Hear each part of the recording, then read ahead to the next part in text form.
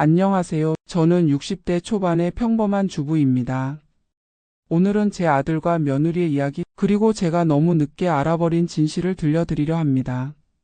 제 아들은 올해 36, 이름은 지훈이에요. 어릴 때부터 건강하고 밝은 아이였죠. 공부는 그저 그랬지만 성실하고 마음이 따뜻한 아들이었어요. 군대 다녀와서 회사에 취직하고 4년 전엔 예쁜 며느리를 데리고 왔습니다. 며느리 이름은 수진이. 처음 만났던 날이 아직도 기억납니다.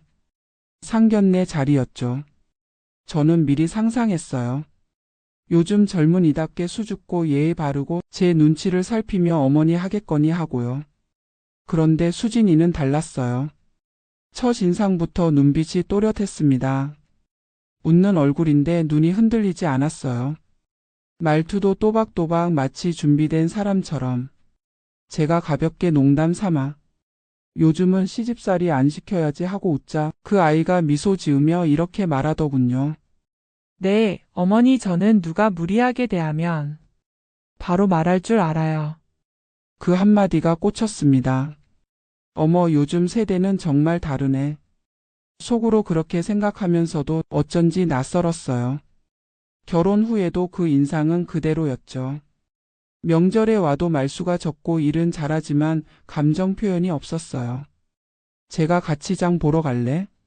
하면 저 혼자 다녀올게요. 어머니 피곤하시잖아요. 말은 공손한데 어디까지나 예 있는 거리감이 느껴졌죠. 그래서 솔직히 처음엔 수진이를 좋아하기 힘들었습니다. 참 차가운 애다. 그렇게 생각했죠.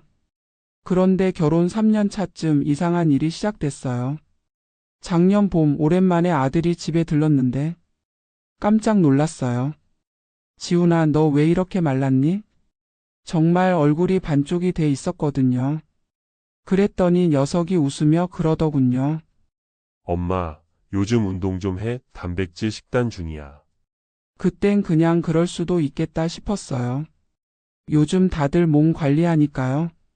그런데 한 달, 두 달이 지나면서 지훈이 얼굴은 점점 더 야위었고 뺨이 꺼져서 눈이 도드라져 보일 정도였어요. 게다가 여름에도 긴팔을 입더라고요. 덥지 않니? 물으면 에어컨 바람 싫어요. 하고 웃었죠. 그 웃음이 이상하게 어색했어요. 그해 여름 제 생일이었어요. 가족끼리 밥을 먹는데 지훈이가 숟가락을 거의 들지 않더라고요. 입맛이 왜 그래? 했더니 며느리가 먼저 대답했어요. 요즘 다이어트 중이에요. 밤엔 닭가슴살만 먹어요. 그 말투가 어딘가 냉담했어요.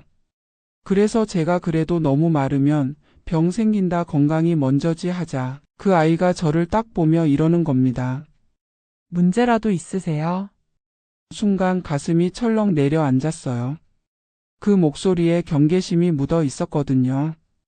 그날부터 제 마음속엔 묘한 의심이 생겼습니다. 얼마 후 이웃 아주머니가 SNS 사진 하나를 보여줬어요. 이거 지훈 씨 아니에요? 카페에서 봤다던데. 사진엔 지훈이가 있었어요. 그런데 곁에 낯선 여자가 있었습니다. 둘 다 모자에 마스크를 썼지만 그 특유의 시계, 손동작, 자세까지 확실히 제 아들이었어요.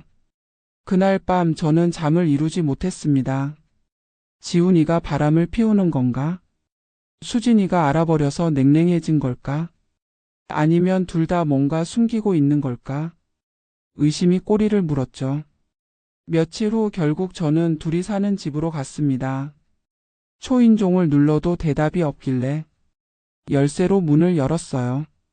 거실 불은 꺼져 있고 부엌엔 먹다 남은 죽그릇, 식탁엔 약봉투 몇 개. 병원 약?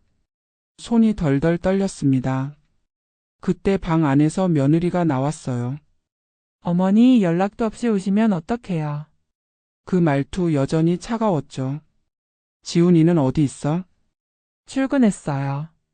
그런데 방 안 침대 시트에 작은 피 얼룩이 보였습니다. 이게 뭐야? 다친 거야? 무슨 일 있니? 제가 다급하게 묻자 며느리가 잠시 침묵하더니 작게 말했어요. 별일 아니에요. 그냥 다이어트 중이에요. 그 말에 저는 등골이 서늘해졌습니다. 그날 이후 저는 며느리를 의심하기 시작했어요. 혹시 수진이가 지훈이를 괴롭히는 건 아닐까? 요즘은 아내가 남편을 조종하거나 경제적으로 통제한다는 얘기들도 있잖아요. 며느리의 단호한 태도, 차가운 눈빛이 이제는 다르게 보이더군요. 며칠 후 아들이 퇴근길에 집에 왔을 때 손목을 봤어요. 긴팔 안쪽으로 희미한 뭔가 파스 자국. 이거 뭐야? 운동하다가 그랬어요. 아니었어요. 그건 누가 잡은 자국이었어요. 그날 이후 저는 며느리를 의심하기 시작했어요. 혹시 수진이가 지훈이를 괴롭히는 건 아닐까? 요즘은 아내가 남편을 조종하거나 경제적으로 통제한다는 얘기들도 있잖아요. 며느리의 단호한 태도, 차가운 눈빛이 이제는 다르게 보이더군요. 며칠 뒤 아들을 다시 만났을 때였어요. 저녁을 같이 먹자고 했는데 지훈이가 전보다 훨씬 신경이 날카로워져 있더라고요. 지훈아, 요즘 얼굴이 너무 안 좋아. 무슨 일 있니? 며느리랑은 괜찮아? 그랬더니 갑자기 젓가락을 탁 내려놓으며 말하더군요. 엄마, 제발 그런 얘기 좀 하지 마요. 우리 사이에 끼어들지 말라고요. 그 말투에 심장이 철렁 내려앉았어요. 지훈이는 한 번도 저한테 그런 식으로 말한 적이 없었거든요. 아니, 나는 그냥 걱정돼서 그랬지. 걱정하지 마세요. 다 괜찮아요. 수진이한테 이상한 말 하지 마요. 제발. 그 목소리가 마치 두려움에 짜증내는 사람 같았어요. 눈빛도 흔들리고 손이 미세하게 떨리고 있더군요. 저는 그걸 겁에 질린 아들의 반항으로 봤어요. 저 애가 며느리 눈치 보느라 이러는구나. 폭력을 당하고도 내가 알게 될까봐 저러는구나. 그날 밤 저는 며느리가 무서운 사람일 거라는 생각에 마음속이 뒤집히듯 끓었습니다. 이건 그냥 부부 문제로 넘길 일이 아니야. 내 아들이 위험해. 그날 이후 저는 며느리에 대한 감정이 단순한 불신에서 분노로 바뀌었어요. 지훈이는 점점 말수가 줄었어요. 밥도 예전만큼 먹지 않았고 밤마다 창문 쪽으로 몸을 돌린 채 한참을 멍하니 앉아 있었죠. 지훈아, 요즘 왜 이렇게 말이 없어? 제가 물으면 그는 늘 똑같이 대답했어요. 그냥 피곤해서 그래요. 괜찮아요. 그 말이 습관처럼 들렸어요. 괜찮아요. 그 말이 오히려 괜찮지 않다는 신호란 걸 그땐 왜 몰랐을까요? 며느리 수진이에게 물어봐도 똑같았습니다. 다이어트 중이라 그래요, 어머니. 회사 스트레스도 많고요. 그녀의 말투는 차분하고 단호했죠. 그때까지만 해도 저는 그 차가운 태도가 마음에 걸렸습니다. 저렇게 냉정한 사람이 내 아들 옆에 있는 게 괜찮은 걸까? 그런 생각이 자꾸 들었어요. 어느 날 밤 지훈이가 방문을 닫고 며느리와 작은 말다툼을 하는 소리가 들렸어요.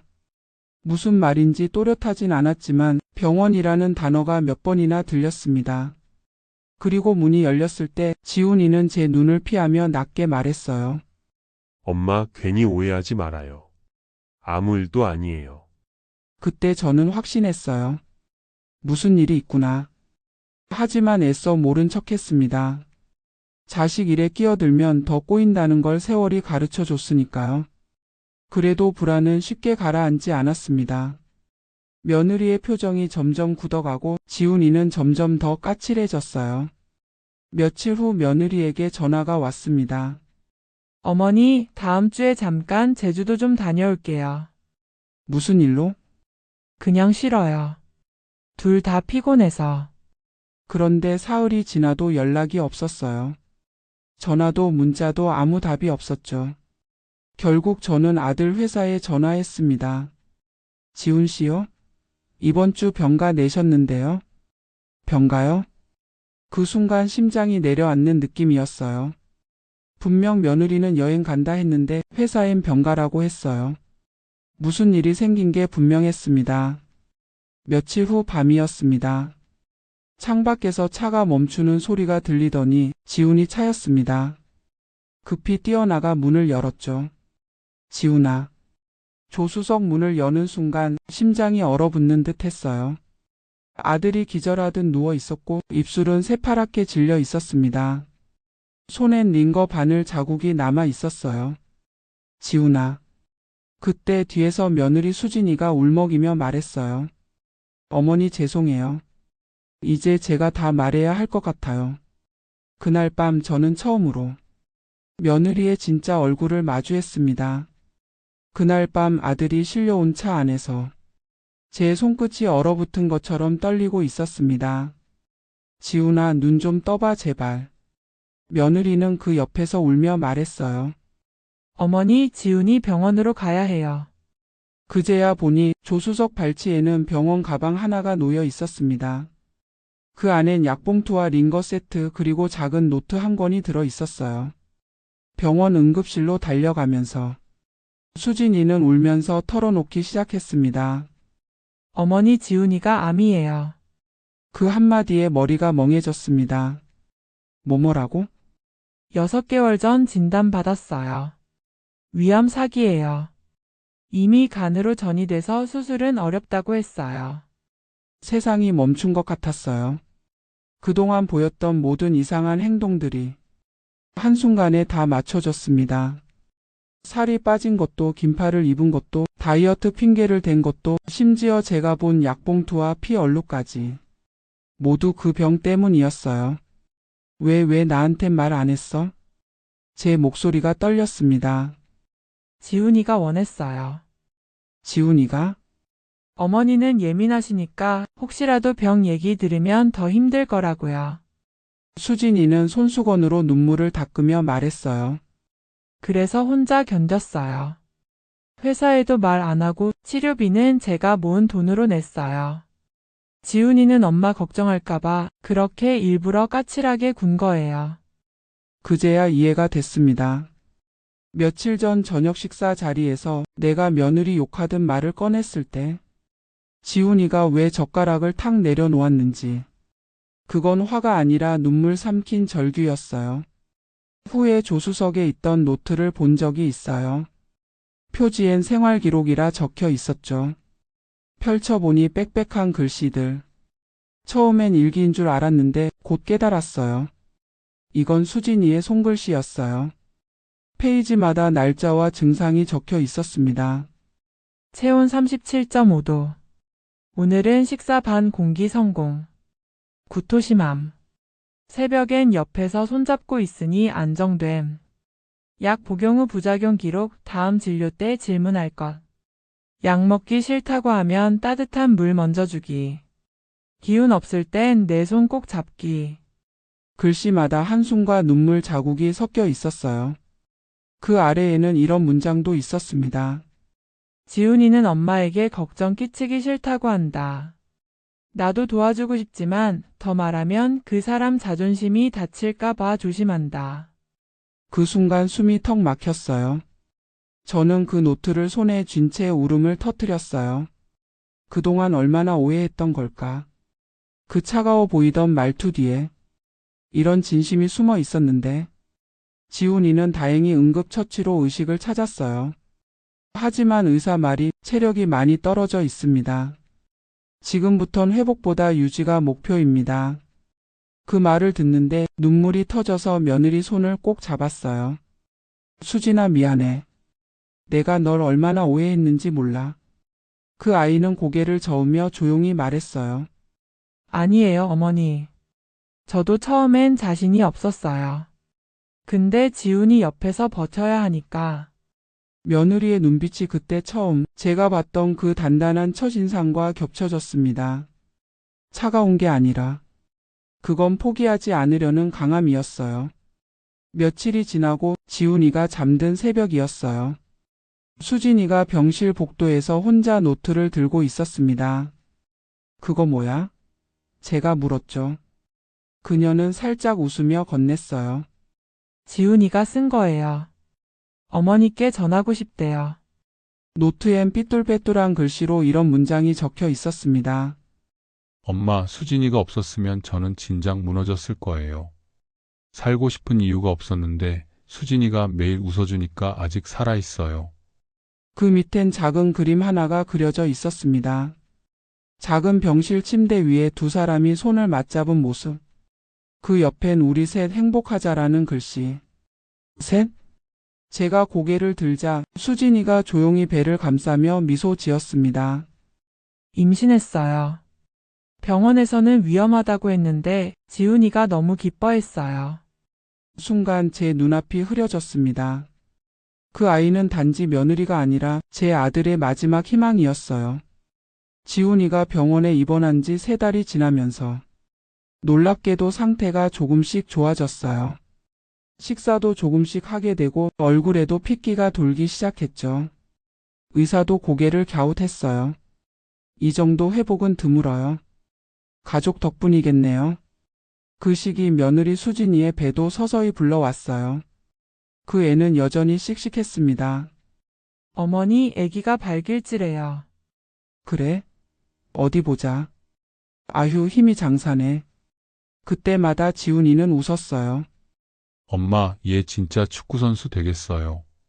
그 웃음이 병실을 환하게 밝혔죠. 그날 이후 저는 거의 매일 병원에 갔습니다. 수진이 반찬도 챙겨가고 때로는 병원 복도 끝에 의자 펴놓고 뜨개질을 했어요. 누가 보면 참 한가한 노인네 같았겠지만 그게 제겐 하루의 가장 큰 위로였죠. 그렇게 셋이서 아니 이제는 넷이서 함께 견뎠습니다. 기적처럼 지훈이는 출산일까지 버텼어요. 눈이 펑펑 내리던 날 수진이는 건강한 사내 아이를 낳았습니다. 지훈이는 휠체어에 몸을 기대고 아이를 품에 안고는 미소 지었어요. 엄마, 이름은 하민으로 하고 싶어요. 하민? 무슨 뜻이야? 하늘이 민마음이래요. 이 아이는 우리에게 하늘이 다시 준 선물이잖아요. 그 말에 눈물이 왈칵 쏟아졌습니다. 그날 저녁 지훈이는 아기 곁에서 조용히 속삭였어요. 하민아, 아빠는 아직 못 간다. 너 웃는 거 더 보고 가야 돼. 놀랍게도 지훈이의 상태가 조금씩 좋아졌어요. 식사도 조금씩 하게 되고 얼굴에도 핏기가 돌기 시작했죠. 의사도 고개를 갸웃했어요. 이 정도 회복은 드물어요. 가족 덕분이겠네요. 그 해봄 지훈이는 가끔 휠체어를 타고 공원 산책도 나갔어요. 수진이 품에는 아기 하민이 안겨있고 그 옆에 제가 밀고 있죠. 어머니, 사진 찍을까요? 그래, 찍자. 이 꽃 진짜 예쁘다. 그 사진은 지금도 제 거실 벽에 걸려 있습니다. 그때만큼은 정말로 우리 세상에 병이란 게 없었던 것 같아요. 지훈이가 입맛이 없다고 하면 수진이가 장난스럽게 말했죠. 아빠 밥 안 먹을 거야? 그럼 지훈이는 억지로라도 한 숟가락 뜨며 웃었어요. 그 시간들은 짧았지만 제 평생 가장 따뜻한 계절이었어요. 하민이가 돌을 맞이할 무렵 지훈이의 몸 상태가 다시 나빠졌습니다. 의사도 말하더군요. 지금은 통증 완화 위주로 가는 게 좋겠습니다. 그날 밤 지훈이는 제 손을 잡고 말했어요. 엄마, 나 이제 알겠어요. 사람은 오래 사는 게 중요한 게 아니라 누구랑 사느냐가 중요한 거네요. 그 말에 저는 눈물이 고여서 말문이 막혔습니다. 엄마, 수진이 꼭 부탁드릴게요. 나 없이도 웃을 수 있게 해주세요. 그때 수진이는 울면서 대답했어요. 지훈아, 나 안 울 거야. 내가 내 곁에 있었던 시간이 내 인생이야. 지훈이는 하민이의 돌을 넘기지 못했습니다. 지훈이가 떠나고 새로 봄이 찾아왔을 때 수진이는 하민이를 안고 창가에 앉아 있었습니다. 햇살이 따뜻하게 들어왔고 하민이는 까르르 웃었어요. 그 웃음소리에 마치 지훈이의 목소리가 섞여 있는 것 같았습니다. 시간은 어느덧 또 한 해를 흘렀어요. 이제 하민이는 잘 걷고 수진이는 다시 직장에 복귀했어요. 저는 일주일에 2~3번은 손주를 봐주러 갑니다. 가끔 밥상 차리다 말고 수진이가 웃으며 그러죠.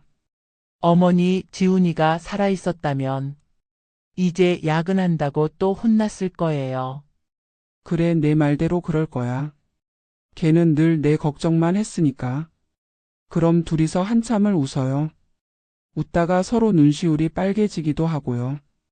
며칠 전엔 이런 일도 있었어요. 하민이가 갑자기 방 한가운데서 제 쌍안경을 쓰고 저를 빤히 쳐다보더니 할머니 나 경찰. 이러는 거예요. 수진이가 옆에서 피식 웃으며 말하죠. 지훈이도 어릴 때 저 쌍안경 좋아했대요. 어머니 유전 맞네요. 그 말을 듣는 순간 눈물이 핑 돌면서도 웃음이 나왔어요. 그래, 정말 유전이지. 눈빛, 말투, 웃음까지. 지훈이는 여전히 우리 곁에 살아 있었어요. 이제 저는 매일 아침 손주의 웃음소리로 하루를 시작합니다. 수진이는 여전히 강하고 따뜻해요. 예전처럼 터프한 말투지만 이젠 그게 오히려 저를 든든하게 해줍니다. 어머니 밥 식어요. 그 말에 저는 늘 대답하죠. 우리 수진이는 아직도 목소리부터가 전투적이네. 그럼 수진이는 씩 웃어요. 저 닮은 애 키우려면 체력이 있어야죠. 이젠 정말 가족이 되었어요. 가끔 밤에 거실 불을 끄면 사진 속에서 지훈이가 웃고 있는 게 보여요. 그 미소가 말하는 것 같아요. 엄마, 수진이랑 하민이 잘 지켜줘요. 그럼 나 걱정 안 할게요. 그래, 지훈아. 이제 걱정하지 마라. 너 없는 자리 우리가 잘 채우고 있다.